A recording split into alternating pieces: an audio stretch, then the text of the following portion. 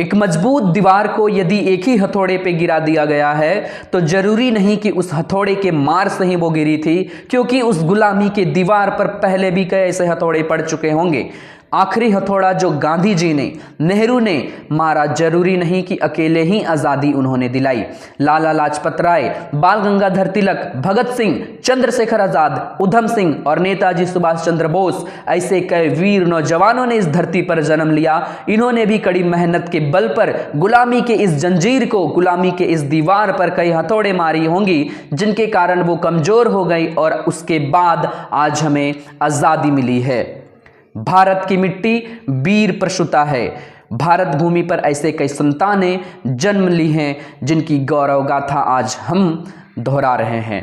नेताजी सुभाष चंद्र बोस, आज नेताजी का जन्म दिवस है। इनका जन्म 23 जनवरी आज ही के दिन 1897 कटक, जो कि उड़ीसा में है, हुआ था। इनके पिताजी का नाम जानकी नाथ बोस था। ये सोच के मन दुखता है कि हमारी पाठ्य पुस्तकों में सुभाष चंद्र बोस को उतनी भी अक्षर नसीब नहीं हुई जितने अकबर, औरंगजेब जैसे डकैतों पर खर्च कर दिया गया। आपको जान लेना चाहिए कि भारत की आज़ादी में नेताजी का योगदान क्या है। 1947 में जब अंग्रेजों ने भारत को आज़ाद किया, तब ब्रिटेन के प्रधानमंत्री हुआ करते थे क्लेमेंट एटली। ध्यान दीजिएगा, जब क्लेमेंट एटली 1956 में भारत की यात्रा पर आए थे, उनका बंगाल जाना हुआ, जहां उनका स्वागत बंगाल के तात्कालिक गवर्नर ने किया।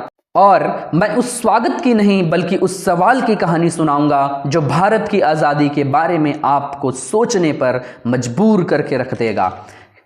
गवर्नर साहब ने पूछा, मिस्टर एटली, 1942 के भारत छोड़ो आंदोलन ठंडा पड़ चुका था, उसके बाद ऐसा क्या हुआ? उसके बाद तो कोई बड़ा आंदोलन ही नहीं हुआ। आज अगर आप चाहते तो इंडिया पर आप राज कर रहे होते, लेकिन ऐसा क्या हुआ कि आप भारत छोड़कर वापस इंग्लैंड चले गए? एटली ने जवाब दिया, role played by Netaji's army was paramount in India being granted independence. यानी नेताजी सुभाष चंद्र बोस की सेना ने हमारी नाक पर इतना दम कर रखा था कि मजबूरन हमें भारत छोड़ने का फैसला लेना पड़ गया। गवर्नर साहब ने फिर पूछा, और सत्याग्रह, अहिंसा आंदोलन, उसकी क्या भूमिका रही आपके भारत छोड़ने में? एटली ने जवाब दिया, मिनिमल, यानी बहुत बहुत बहुत ही कम। ये बातें कौन कह रहा है? जो आदमी भारत की आज़ादी के समय ब्रिटेन का प्रधानमंत्री हुआ करता था, जिसके दस्तखत पर भारत आज़ाद हुआ था। मैं ये बताने की कोशिश बिल्कुल नहीं कर रहा कि सत्याग्रह, अहिंसा आंदोलन, भारत छोड़ो आंदोलन कमज़ोर थी या नाकाम थी, बिल्कुल नहीं। लेकिन नेताजी सुभाष चंद्र बोस जैसा जिगरा तो शायद ही किसी के पास रहा हो, ये भी सच है।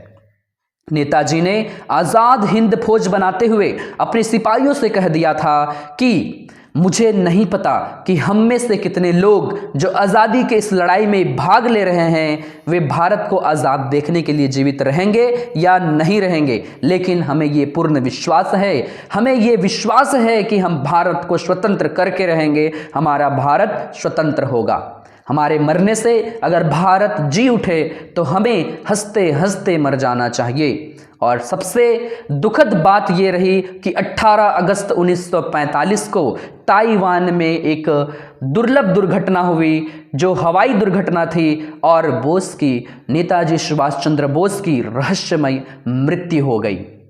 देखो वीर जवानों, अपने खून पर ये इल्ज़ाम न आए। वे कहा करते थे, देखो वीर जवानों, अपने खून पर ये इल्ज़ाम न आए, माँ ना कहे कि मेरे बेटे वक्त पड़ने पर मेरे काम न आए। इस तरह के नेताजी सुभाष चंद्र बोस के जिगरा को मैं सत सत नमन करता हूँ और नेताजी की स्मृतियों को मैं सत सत नमन करता हूँ। धन्यवाद।